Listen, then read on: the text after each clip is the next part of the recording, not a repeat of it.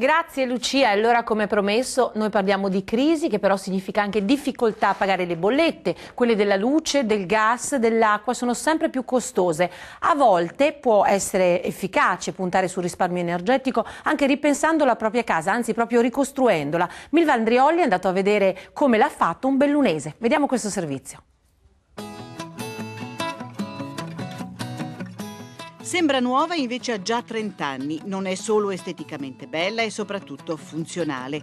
Questa casa è stata completamente ristrutturata, i materiali utilizzati e gli impianti installati sono tutti frutto di tecnologie ecocompatibili, all'insegna, insomma, del risparmio energetico. 160 metri quadri, 2 piani più garage, siamo a Ponte nelle Alpi, il comune bellunese più riciclone d'Italia, che attraverso il progetto Pubblica Energia ha consentito a centinaia di famiglie, attraverso i gruppi di acquisto solidale, di installare impianti fotovoltaici.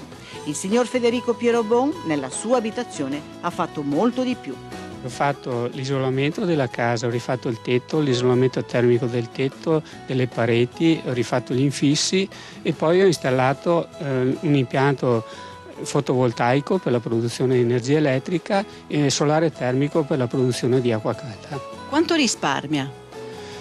Penso un 50% sicuro rispetto a prima, rispetto alle fonti tradizionali che si usano. E adesso in chiave di certificazione energetica, da che classe è passato a quell'altra? Sono passato dalla classe G alla classe B. Un grande risparmio? Certamente sì. Un grande investimento?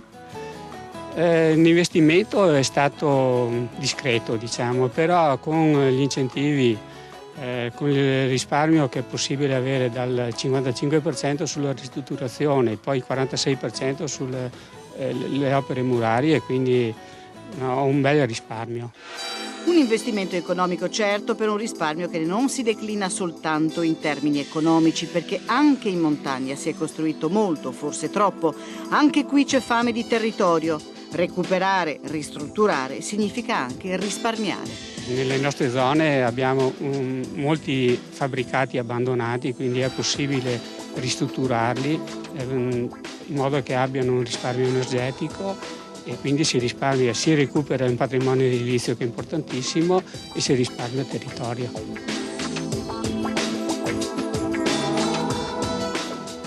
E quindi un investimento può anche